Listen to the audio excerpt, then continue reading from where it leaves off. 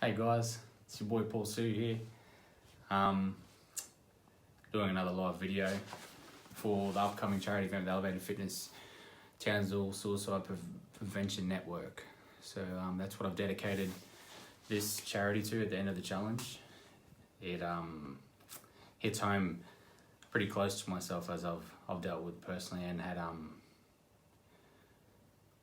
friends take their lives to it, and had friends take their lives to it. So I'm just gonna say that it's not easy for me to speak about it, and it won't be so.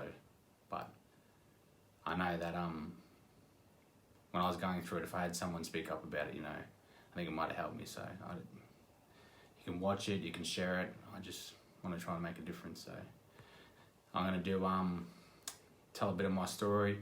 And I had some of the public ask me certain questions. Obviously, they're all staying anonymous, and I don't know what these questions are. Some of them. This is live for a reason, because it's unscripted, it's raw, and I don't know what to expect. So it is what it is. Bear with me. Oh, and we have Emily holding the phone, obviously. Sorry if I shake. Okay, here we go. How do you stop yourself from falling back into depression, and what are your go-tos?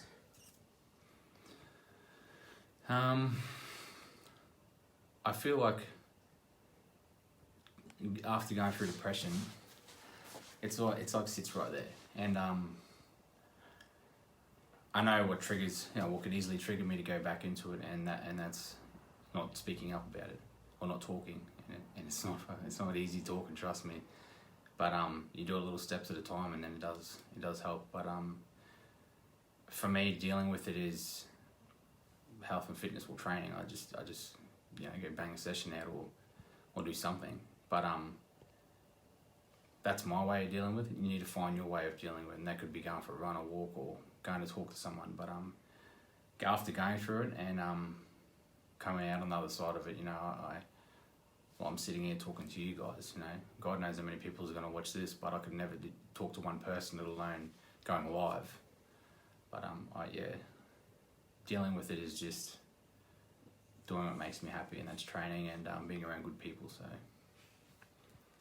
how did you get off the medication, and is it hard to stay away from them now? Well, I'll cover a bit of that.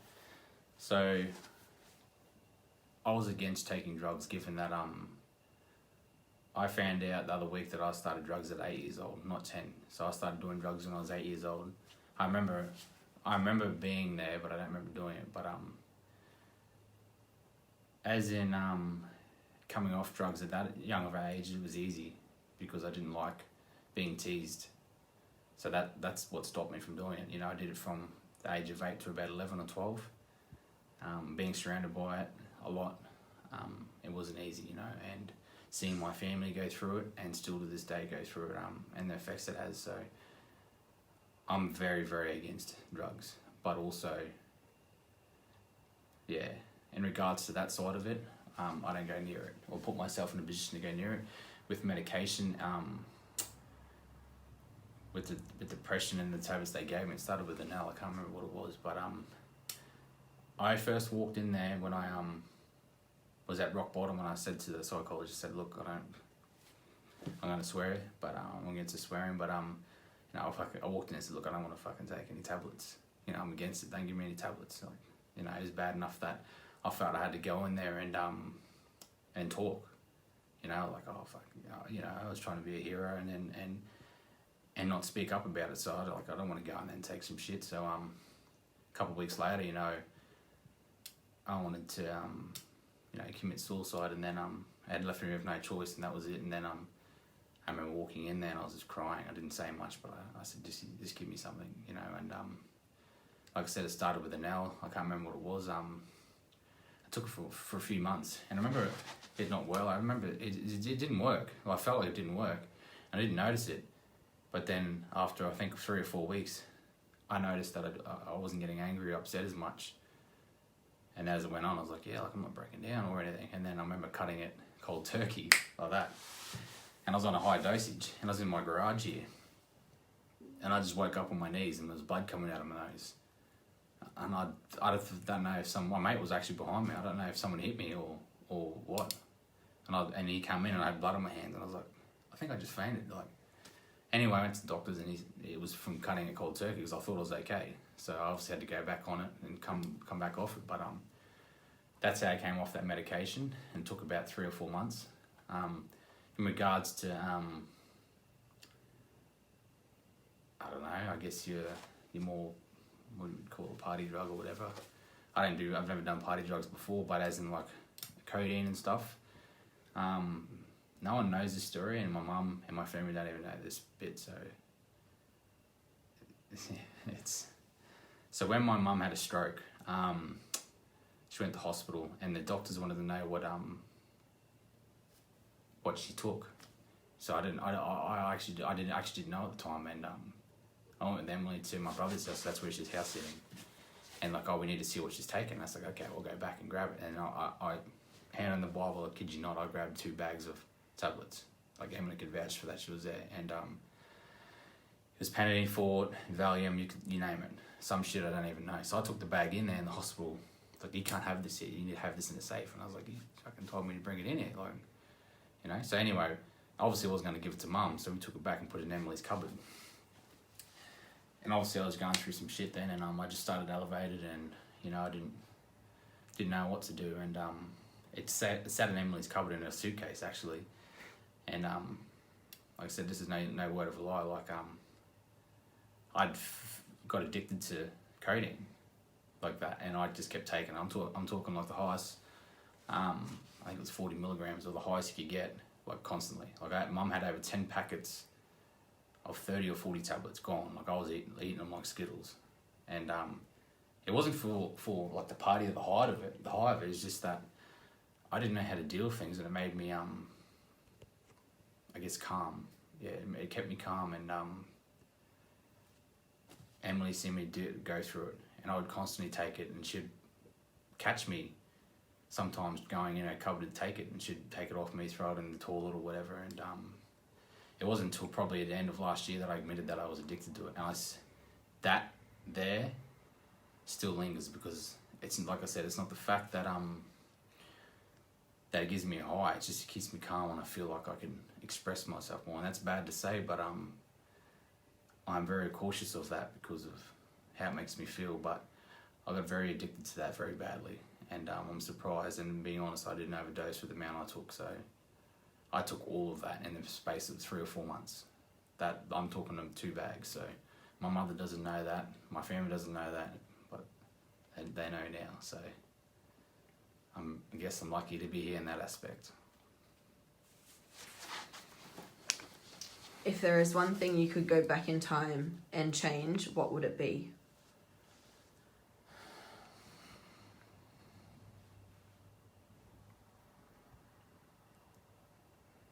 I'm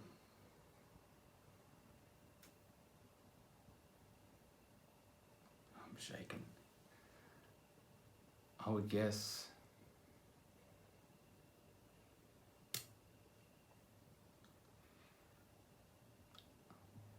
I would not worry about what other people thought of me. Yeah. But it's also made me who I am, so, you know, I've done a video before where I said I used to hide in my mum's car when we drove down streets and stuff, like, and she'd drop me down away from certain places, but everyone knew, you know, I come from Claremont, a country town, everyone knew that I was poor and, you know, didn't have much money, so it wasn't that I was ashamed of my mother, it was just, you know, all these kids had all these flash cars and lives and new shoes and stuff, and, you know, I don't know, you know, I'm supposed to do a video when I get emotional, but I don't think I'd go back and change anything, because it's made me who I am, you know, and yeah, it's just, I'd probably say not to worry about what other people think of me, because it held me back from going, and I remember I couldn't afford. I'll give you an example. I remember I was 15 or 16, and people from Clayton can vouch for this because they were teasing me. But I remember playing football one day when I first started, and I didn't have football boots, so I couldn't afford anything, and I stole some kid's bag, and they were like 4 or 5 sizes too big for me. But I didn't have anything, and I wanted to fit in, and then obviously I wore them, and I got caught, and then they started teasing me and stuff, and and then I went away on a trip, and then I had sand shoes on, and then they just called me the sand shoe boy. So yeah. What is your biggest turning point? Like, what pulled you out of everything?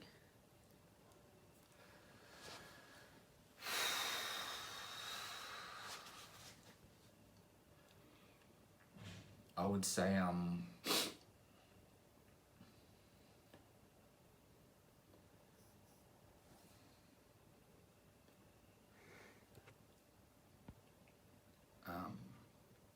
like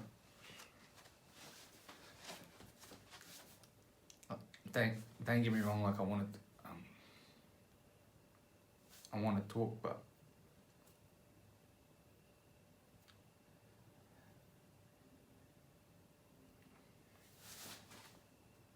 I'd like to say my family, but it's always been like, I remember I had a memory when like I used to break into every car, every house I could in Claremont from the age of 10 years old to about 15, and I got a girlfriend named Shay. And I remember as soon as I started dating her, I was like, this is the prettiest girl in school, and what is she doing looking at me like I'm nothing? Like I wasn't even able to get a job because of my reputation, fighting, stealing and stuff, and I'm thinking like her family accepted me, and they were the rich family and that, and it's got nothing to do with it, but I'm some poor kid that can't afford football boots. And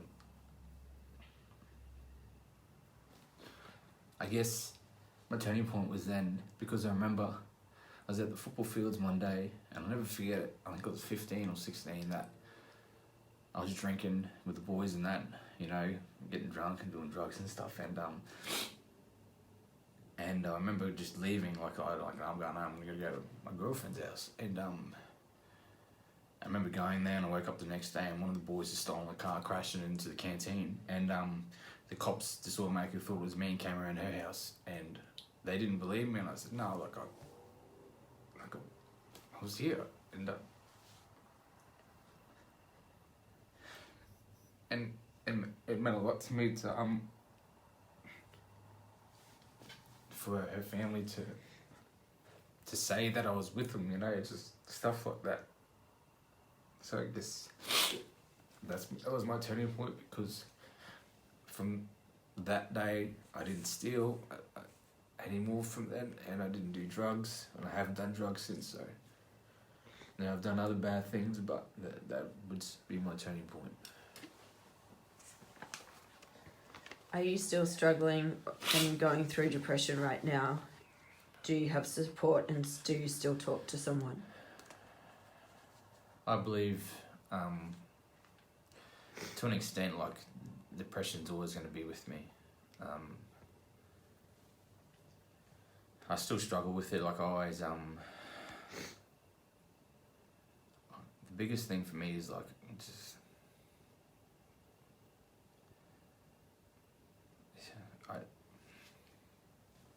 like I said, I'm more cautious of it now, and I'll speak up if I'm struggling. And like I said, I struggle a lot. It's ridiculous, and I just don't speak up about it. Like obviously, like I am right now. But if I struggle badly, like I'll speak to Emily, Ben, Alex, my close mates, Nick. But everyone expresses things differently, and how I express it is just, I already know the answer to things, but it's like I just want to bring it up when I already know the answer. If that makes sense? So I always think that depression's always going to linger around me in my life, but I just say little things, and I guess it comes to reassurance that I'm going to be okay. Mama Brenda wants to tell you that they send their love. Brenda is the little short snap of her. She's like my second mum when I was in Claremont, and kind of like took me in at a young age when mum was going through, you know, when I went to Claremont, we moved to Claremont when mum and dad broke up. I didn't even know for years that my mum was in rehab, so I was just going to hospital because I thought she was sick, but you know, she's coming off heroin and speed and stuff, so that's how she was looking after me and stuff, and yeah, it took me under when I was being a bad kid, and I love you for that. I wouldn't be where I am today without you. How do you think you can help someone who is going through depression, and how can you help them? I had a man speak to me tonight. You know, broke down to me because he knew that I'd been through it, and I gave him an example of, like I said, like there's a lot of things that I do and people don't need to know about. Like I don't need to speak of that. You know who you are, but I helped this young kid when I was when mum went to hospital, and this is an example. I'd known this kid for years, but I was never close to him, and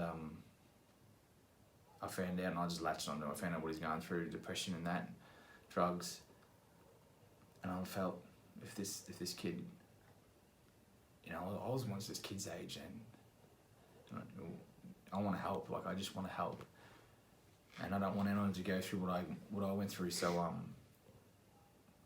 when you go through depression, I said to that guy tonight, I said, you know, it's funny because you know that people care for you, but it's like, it's a weird feeling like you don't, like they don't. It's just, I don't know, I can't explain it, but like I know people loved me and cared for me when I was going through it, but it just didn't feel like nothing to me. And I felt with what I've gone through that people will open up to me about depression because I've been through it, and I felt that everyone, psychologists have been to that kid and tried to help him, but he just wouldn't crack. And I just spent nights with him, and Emily could vouch for this. He'd call me 1 o'clock in the morning, 2 o'clock in the morning.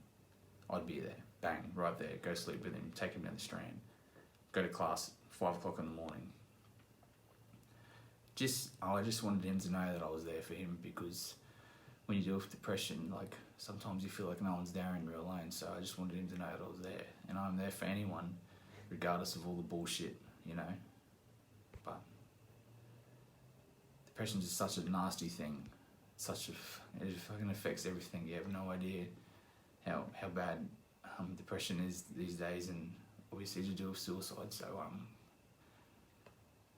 you know, I done this video because I wanted to help, well, young men that are struggling, and anyone else that is, because like I said, I struggle to speak about it, but I've been dreading this video, and I was shaking before this video, and I didn't want to keep putting it off because I wouldn't have done it.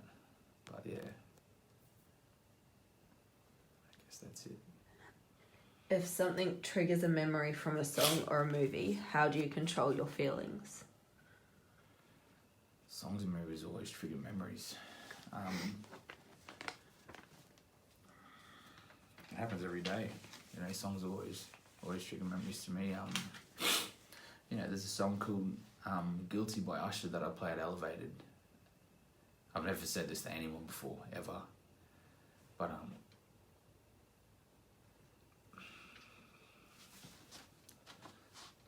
I remember playing that song. It was the last song I played for one of my best mates.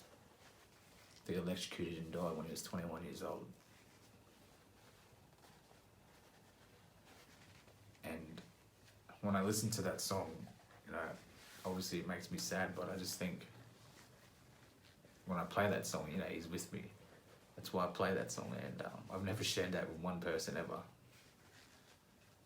And I remember picking that song for his funeral, you know, and I don't know, when you deal with stuff like that and things trigger memories, you know, you just gotta try and think positive, and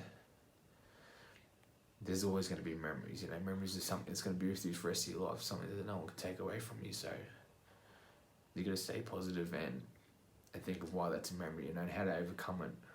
But like I said, I lost my best mate, and that song, I try and see the positive out of, you know, that's a song that we share together, so yeah.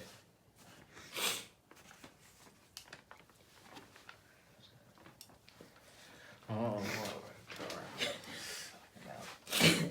Okie dokie.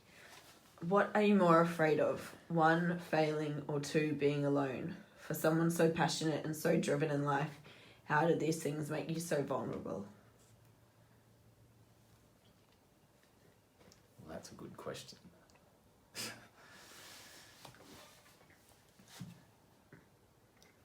Being alone is, if you know me, being alone is by far my biggest struggle in my life. It wasn't until Friday just gone that was the first time in my life that me and my brother have ever spoken deeply about something. I didn't go to class that afternoon because I just didn't know how to deal with it, you know. There's one thing he said to me and we spoke about is that what he lacks in I've got, and what I lack and he's got. I know I've got family, and I love my family, my mum, my dad, my brother. And it's only been this year that I've realised that I need my family, I need my friends, because anyone in my family could say that I've always been the distant one. I just don't know how to deal with family because I don't know, I just don't know any different, you know. I'm gonna say his name. I'm gonna give you an example. He's one of my best mates right now, and I love him, and I'm hard on him. But me and my good mate Ben went to Melbourne this year, and he was talking to his mum and dad every day, and it was pissing me off, and it was making me angry because what is he gonna talk to his family every day like? I just didn't get it, and I felt like it's hard to say because I love my family and my parents and that, but and I do anything for them, but it only seems to be that I only hear from my family when they want something. So you know, I just had to adjust to that, you know. And I didn't say it to him when I came back to Townsville, and I cried because, you know, I said to Emily that I didn't understand it, you know. None of my family even knew I went to Melbourne, so, you know, like I said, don't take it away from my family. I love them and they're my world, and I do everything for them, but I just, when it comes to family stuff, I just don't know how to deal with it. So being alone, you know, I felt like I've always been alone in that aspect, and I've just lingered around with friends and stuff. So being passionate, I'm probably the most passionate person about Elev8ed. Like that is my life, you know.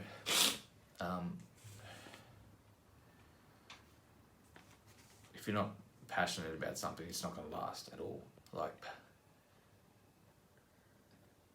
passion is what gets me up at 3:15 in the morning when I've gone to sleep at 12 or 12:30.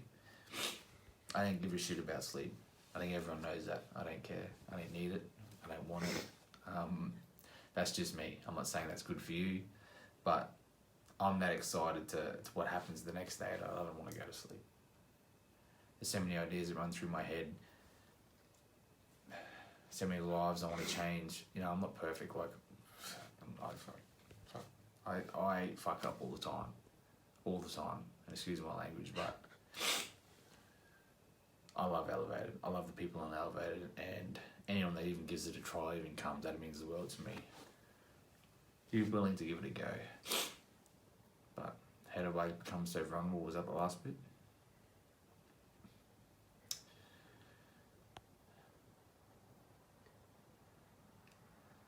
Vulnerable. I get scared because of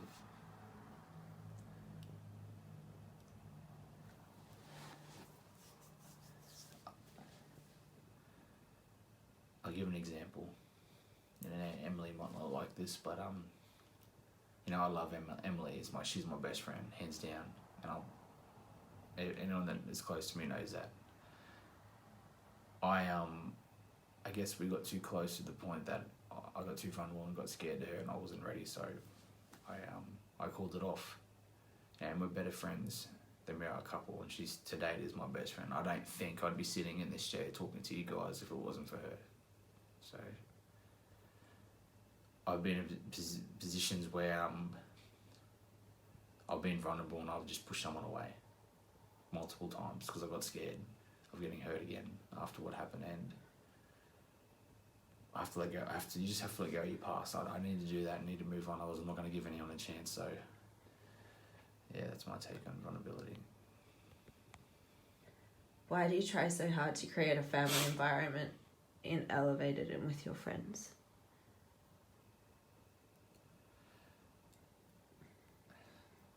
Pretty much said that before. I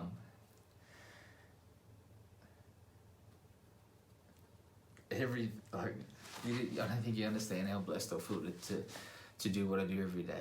Like I said to one of my good mates today, I can't call Elev8ed my job because it doesn't feel like it. What I've created in Elev8ed, what I've brought to Elev8ed is something that I wish I had, as a family. And like I said, sometimes I don't know how to act. I don't know any better. I'm a child.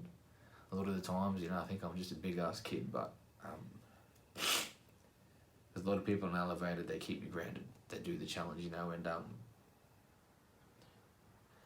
Elev8ed, like I said, me and my brother had a big talk on Friday, and let's just say something bad.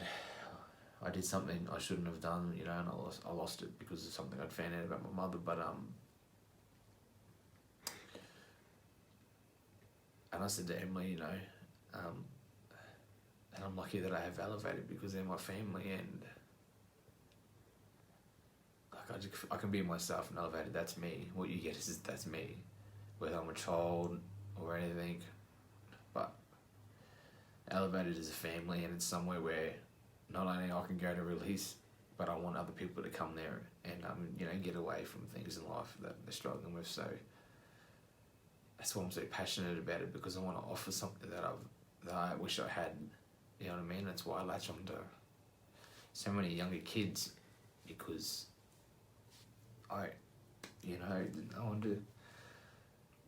everyone deserves to be loved and cared for, and that end. And there's still so many people that have had a way harder life to me. I'm not going to sit here and say that I've had the hardest life in the world, because I haven't, but I'm glad I've gone through what I have, because it's helped me create a family like Elev8ed, and that's why Elev8ed is like a big family. You could ask anyone. And the final question, what is your best childhood memory?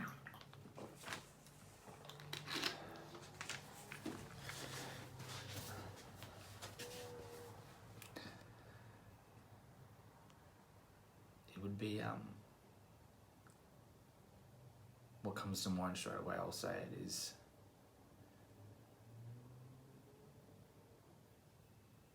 when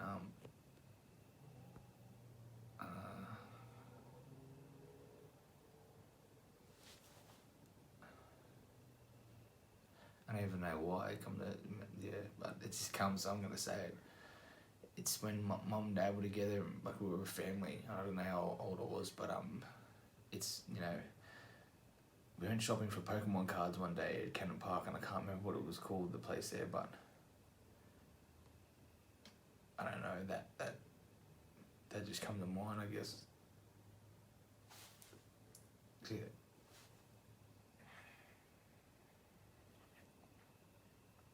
I don't know why, but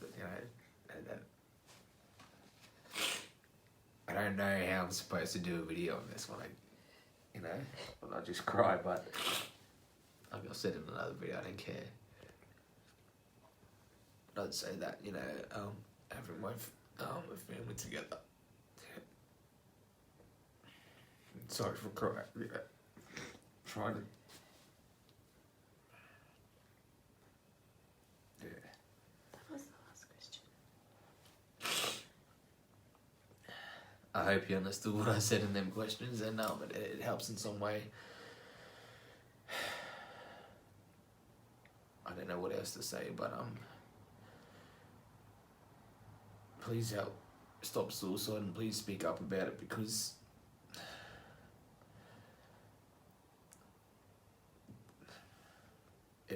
if my friend didn't walk through that door at that specific time, I wouldn't be sitting right here. And that is being honest. I don't know to this day what made my friend walk through that door, and he still doesn't know to this day what he did, because he saved my life. That's exactly what he did, and he still doesn't know. I remember just crying and crying, and I made some shit up, but yeah, I just hope everyone speaks up about it, you know, because depression is such a real thing these days in so many people, and it always hit me when I was by myself at night, always did, and I always felt alone, but you're never alone. That's the thing, you're never alone. Just the first time I spoke up about it, I wrote it in my phone, and my girlfriend at the time read it, and she just broke down. She didn't even know. Doing little things like that will help, and speaking up about it. I can now sit here, God knows how long I've been talking to these guys, but I can speak freely about my story, and hoping that it helps.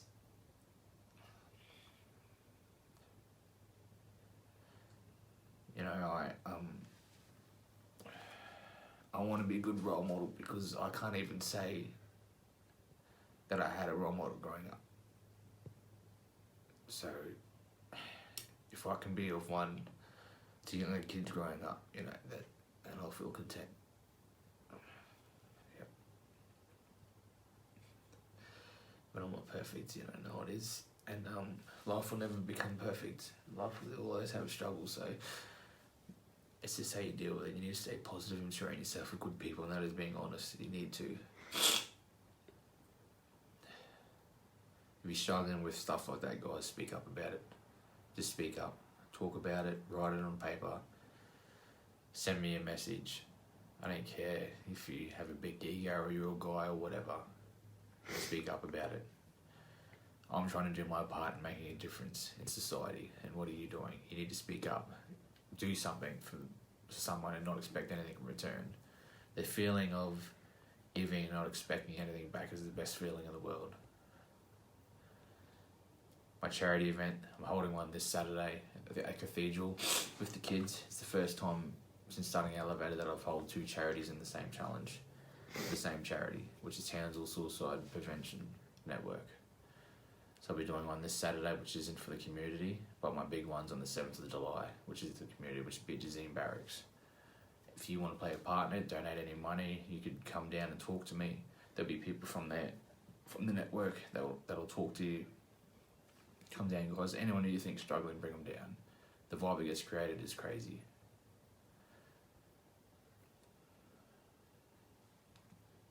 I hope this has helped some way, guys. I have nothing else to say, so peace out.